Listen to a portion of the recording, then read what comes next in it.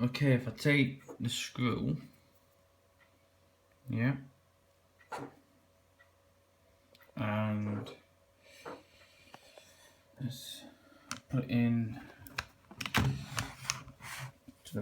to let's just, oh, it's a bit hard doing this like this. Okay, let's imagine with dx9, it's all set up nicely. The bracket, obviously, yeah.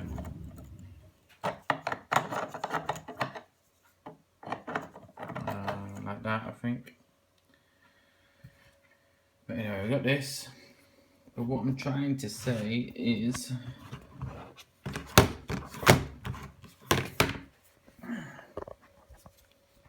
if you look, see the movement? That's just really tiny.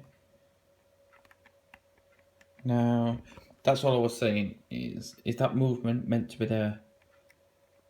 Because I was under the impression, well, you'd assume this here, this casing would be solid, but it's just like it's really loose, and it actually moves when I'm on. It actually